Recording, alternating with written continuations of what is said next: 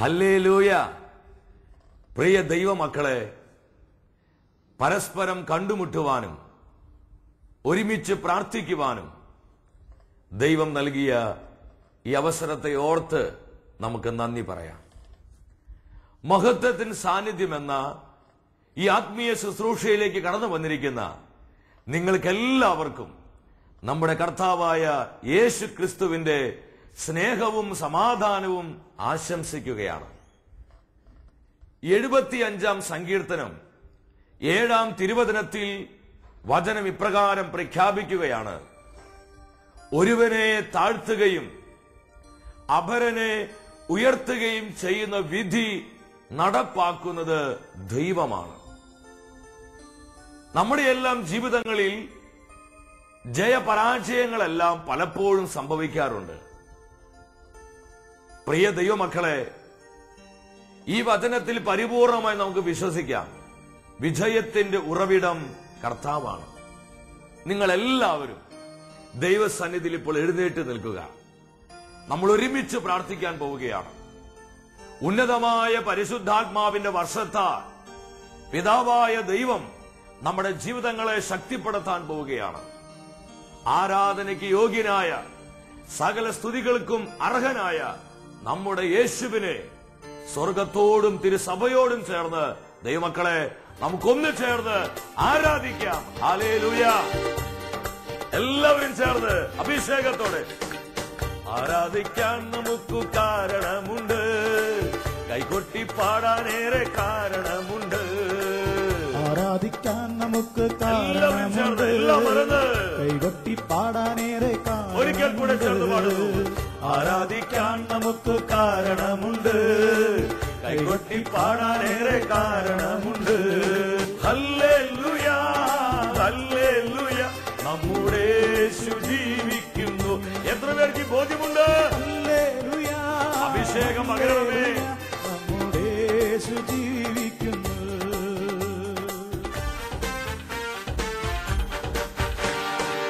കാലുകളേറെ കോരെ വഴുതിപ്പോയി, ഒരിക്കലും ഉയരില്ല എന്നു നനച്ചു. നമ്മുടെ അനുഭവങ്ങളൊക്കെ പരാജയത്തിന്റെയും വലിയ തകർച്ചയുടെ അനുഭവങ്ങൾ. എന്റെ നിലവുകൾ ദൈവം മാറ്റി എഴുതി, പിന്നെ കാൽ വഴുതുവാൻ ഇട വന്നില്ല. ഇപ്രകാരം നമ്മുടെ ജീവിതത്തിൽ പ്രവർത്തിച്ച കർത്താവിന് നന്ദി പറഞ്ഞ് ശക്തിയോടെ പാടി ആരാധിക്കേ. ഹല്ലേലൂയ, ഹല്ലേലൂയ, നമ്മുടെ യേശു ജീവിക്കുന്നു. ഒറ്റോരും മുടയോരും തള്ളിക്കളഞ്ഞു, കുറ്റം മാത്രം പറഞ്ഞു രസിച്ചപ്പോഴും നമ്മുടെ ഒക്കെ അനുഭവങ്ങള്, വേദനയുടെ, തിരസ്കരണത്തിന്റെ, അപമാനത്തിന്റെ, അവഗണനയുടെ മുറിവുകള്. നീ മാത്രമാണ് എന്നെ ഉയർത്തിയത്, സന്തോഷത്തോടെ ഞാൻ ആരാധിക്കുന്നേ. നീ മാത്രമാണ് എന്നെ ഉയർത്തിയത്. ആ ബോധ്യത്തോടെ പാടി ആരാധിച്ചേ. കരങ്ങൾ ഉയർത്തിയടിച്ചു പാടുന്നു. ഹല്ലേലൂയ, ഹല്ലേലൂയ, നമ്മുടെ യേശു ജീവിക്കുന്നു. ഹല്ലേലൂയ, അഭിഷേകം ആയിരങ്ങളിൽ ആയിരങ്ങളിൽ കുടുംബങ്ങളിൽ ഈ അഭിഷേകം സ്വീകരിച്ചു പാടിയ മക്കളെ. ഹല്ലേലൂയ, ഹല്ലേലൂയ, നമ്മുടെ യേശു. എല്ലാം മറന്ന് ശക്തിയോടെ ഹല്ലേലൂയ, ഹല്ലേലൂയ, നമ്മുടെ യേശു ജീവിക്കുന്നു. ഹല്ലേലൂയ, ഹല്ലേലൂയ, യേശുവേ, യേശുവേ. ഇരു കരങ്ങളും കർത്താവിന്റെ സാന്നിധ്യത്തിന് മുൻപിലേക്ക് ഉയർത്തിപ്പിടിക്കുക മക്കളെ. ഇന്നും ജീവിക്കുന്നവനായ നമ്മുടെ കർത്താവിന്റെ സാന്നിധ്യം അനുഭവിച്ചുകൊണ്ട് പ്രാർത്ഥിക്കേ. പരാജയത്തിന്റെ ബന്ധനത്തിൽ നിന്ന്, കടുത്ത നിരാശയുടെ അടിമത്തത്തിൽ നിന്ന് അനേകം ആയിരങ്ങളെ കർത്താവ് വിടുവിക്കുന്ന സമയം. ഇരു കരങ്ങളും ഉയർത്തി അതരം തുറന്ന്, ഹൃദയം തുറന്ന് രക്ഷിക്കുന്ന, സുഖപ്പെടുത്തുന്ന, അനുഗ്രഹിക്കുന്ന, അഭിഷേകിക്കുന്ന യേശു ക്രിസ്തുവിന്റെ അത്ഭുത നാമത്തെ ഒന്ന് ചേർന്ന് വിളിക്കുന്നു. യേശുവേ, അത്ഭുതത്തിന്റെ ദൈവമേ, അത്ഭുതത്തിന്റെ രാജാവേ, ഈ സ്തുതി ആരാധനയിൽ വിശ്വസിച്ച് പ്രാർത്ഥിക്കുന്ന അനേകം ആയിരങ്ങൾ അഭിഷേകം ചെയ്യണമേ, അനുഗ്രഹിക്കണമേ, സൗഖ്യമാക്കണമേ. വർഷങ്ങളായി എന്തു ചെയ്താലും ജീവിതത്തിൽ മുന്നേറാൻ കഴിയാതെ ഭാരപ്പെടുന്ന അനേക ആയിരങ്ങള് ഒന്ന് കർത്താവേ ഈ ശുശ്രൂഷയിൽ പങ്കെടുത്തുകൊണ്ടിരിക്കുക. അവരുടെ മേൽ അവരുടെ അത്ഭുതത്തിന് കരം വെക്കണമേ. പരാജയത്തിന് കെട്ടുകളെ പൊട്ടിക്കണമേ. ജീവിതത്തിൽ മുന്നേറുവാൻ, ജീവിതത്തിൽ വിജയം വരിക്കുവാൻ, അഭിവൃദ്ധി പ്രാപിക്കുവാൻ അഭിഷേകം ചെയ്യണമേ. Hallelujah, hallelujah, hallelujah. പുതിയ വഴികൾ തുറക്കപ്പെടട്ടെ. യേശുവിന്റെ നാമത്തിൽ പുതിയ വാതിലുകൾ തുറക്കപ്പെടട്ടെ. യേശുവിന്റെ നാമത്തിൽ പുതിയ മണ്ഡലങ്ങൾ തുറക്കപ്പെടട്ടെ. യേശുവേ 22-22 വചനത്തിന്റെ യോഗ്യതയാൽ പ്രാർത്ഥിക്കുന്നു. പുതിയ വഴികൾ തുറക്കപ്പെടുന്നു യേശുവിന്റെ നാമത്തിൽ. Hallelujah, hallelujah, hallelujah, hallelujah, hallelujah. കുഞ്ഞുമക്കൾ അഭിഷേകം പ്രാപിക്കട്ടെ. യുവജനങ്ങൾ അഭിഷേകം പ്രാപിക്കട്ടെ. എല്ലാ ദമ്പതികൾ അഭിഷേകം പ്രാപിക്കട്ടെ. ആരോ രോഗികൾ അത്ഭുത സൗഖ്യം പ്രാപിക്കട്ടെ. വിടുതൽ പ്രാപിക്കട്ടെ യേശുവിന്റെ നാമത്തിൽ. Hallelujah, hallelujah, hallelujah. ജീവിതത്തിൽ വിജയം കൈവരിക്കുവാൻ, അഭിവൃദ്ധി പ്രാപിക്കുവാൻ, ദൈവരാജ്യ ശുശ്രൂഷകളിൽ കാലഘട്ടത്തിന് അഭിഷേകത്താൽ കത്തിജ്വലിക്കുവാൻ ആയിരങ്ങളെ കർത്താവേ കരം വെച്ച് അനുഗ്രഹിക്കണമേ. കരം വെച്ച് അഭിഷേകം ചെയ്യണമേ. Lord bless, Lord anoint, anoint, anoint. Hallelujah, hallelujah, hallelujah. പരിശുദ്ധ അമ്മേ, ഞങ്ങളുടെ അമ്മേ, ജീവിതത്തിൽ കർത്താവ് നൽകുന്ന വിജയത്തോടെ മുന്നേറുവാൻ ഞങ്ങൾക്ക് വേണ്ടി അമ്മ പ്രാർത്ഥിക്കണമേ. സകല വിശുദ്ധരെ ഞങ്ങൾക്ക് വേണ്ടി അപേക്ഷിക്കണമേ. ആമേൻ. ഹല്ലേലൂയ.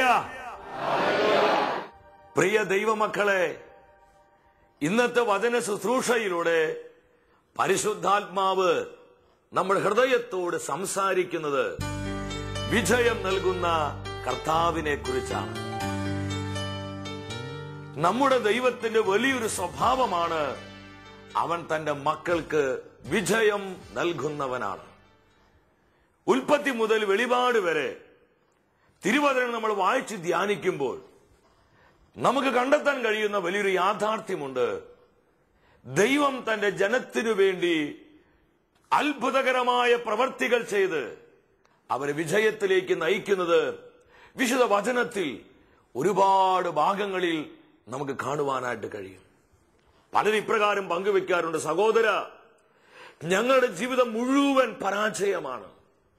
ഞങ്ങൾക്കൊരിക്കലും വിജയം എന്താണെന്ന് അനുഭവിക്കാൻ കഴിഞ്ഞിട്ടില്ല.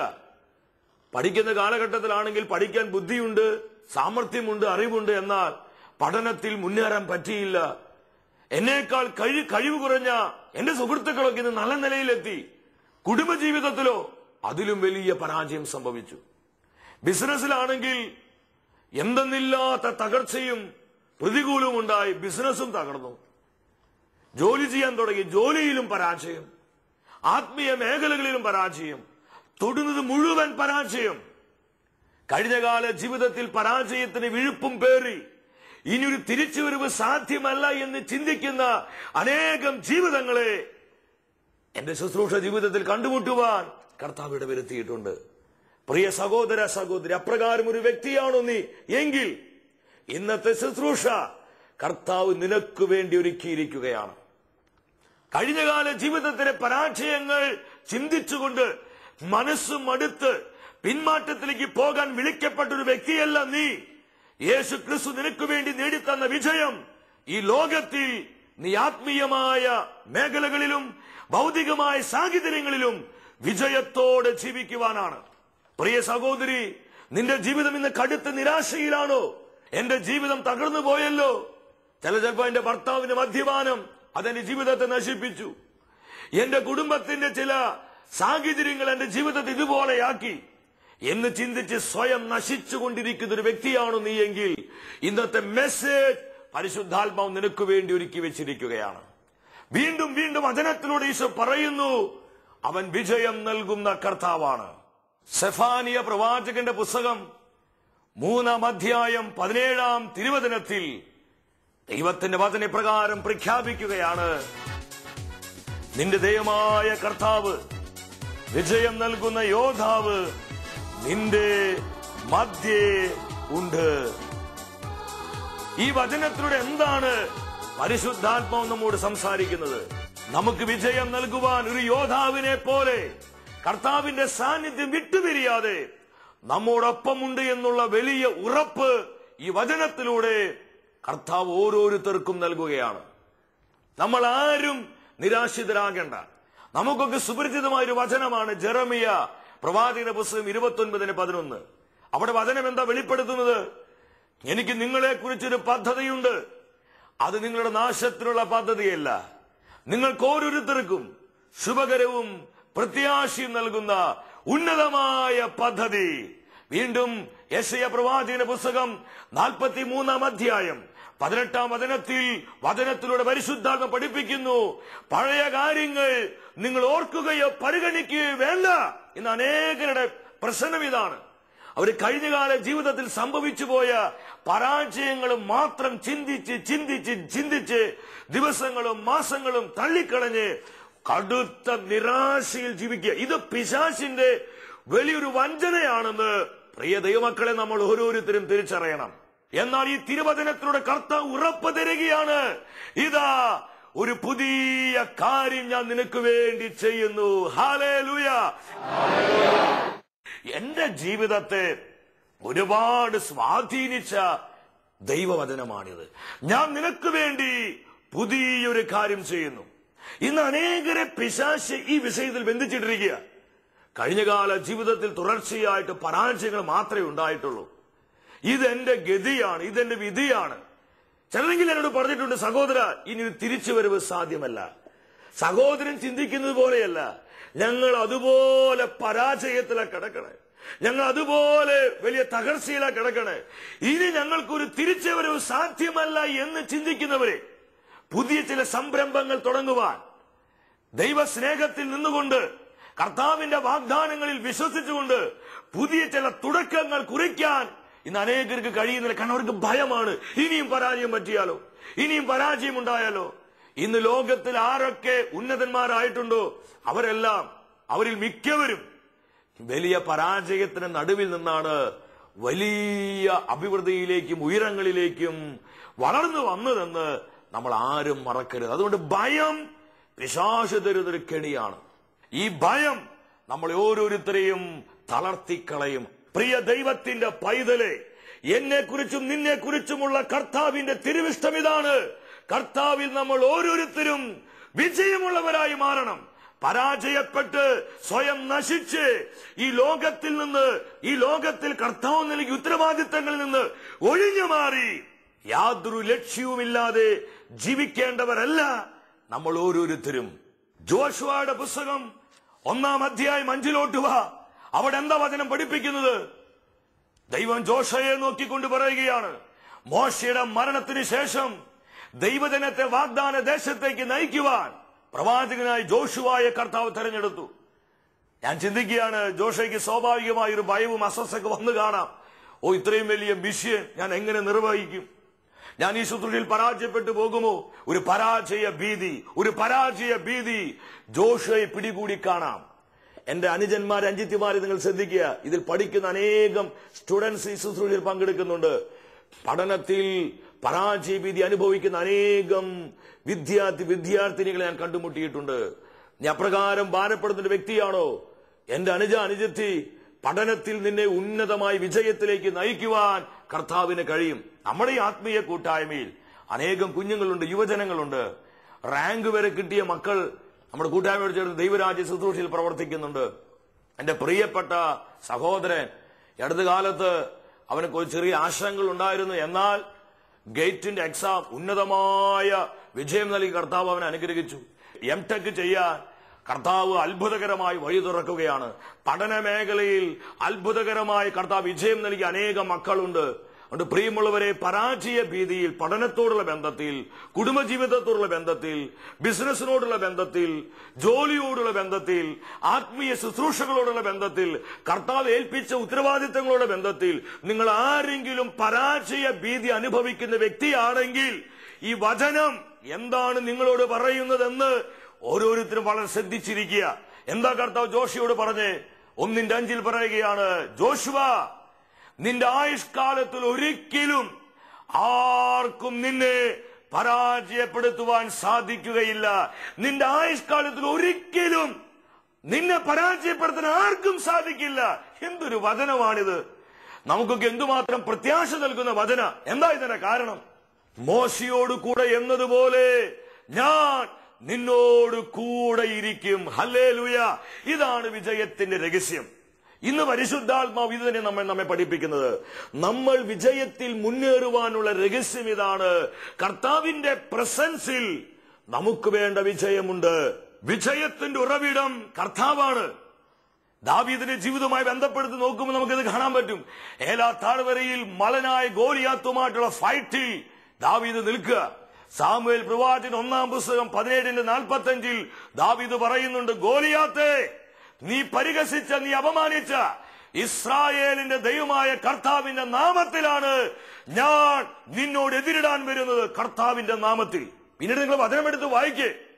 മലനായ ഗോലിയാത്തിനെ ബാലനായ ദാവീദിലൂടെ ദൈവം വധിക്കുകയാണ്. അത്ഭുതകരമായി ദാവീദിലൂടെ ഇസ്രായേൽ ജനത്തിന് കർത്താവ് വിജയം നേടിക്കൊടുക്കുകയാണ്. സാമുവേൽ പ്രവാചകന്റെ 1-ാം പുസ്തകം 18-ാം അധ്യായം 14-ാം വചനത്തിൽ പറയുന്നുണ്ട്, കർത്താവ് ദാവീദിനോട് കൂടെയുണ്ടായിരുന്നു. അതുകൊണ്ട് ദൈവമക്കളെ, ഒരു കാര്യം നമ്മൾ മനസ്സിലാക്കണം. മനുഷ്യരല്ല നമുക്ക് വിജയം നൽകുന്നത്.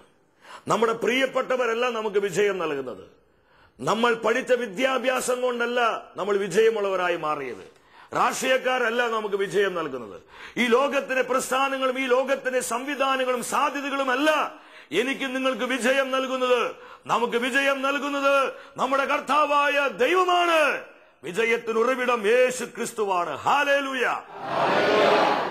ഉദാഹരണത്തിന് ഇതിൽ പഠിക്കുന്ന അനേകരുണ്ട്. പഠിപ്പിക്കുന്ന പല ടീച്ചേഴ്സും ഈ ശുശ്രൂഷയിൽ പങ്കെടുക്കുന്നുണ്ട്. പ്രത്യേകിച്ച് മാത്തമാറ്റിക്സ് ഒക്കെ നമ്മൾ പഠിക്കുമ്പോൾ നമുക്ക് കാണാം, ചില പ്രോബ്ലം സോൾവ് ചെയ്യാൻ ചില ഫോർമുലകൾ നമ്മൾ അപ്ലൈ ചെയ്യും.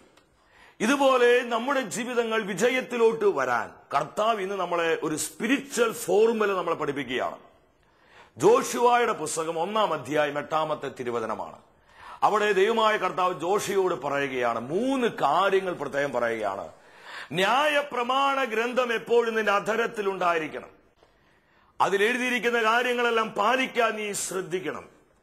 രാവും പകലും നീ അതിനെക്കുറിച്ച് ധ്യാനിക്കണം. അപ്പോൾ നീ വിജയം വരിക്കുകയും അഭിവൃദ്ധി പ്രാപിക്കുകയും ചെയ്യും. 3 കാര്യങ്ങൾ.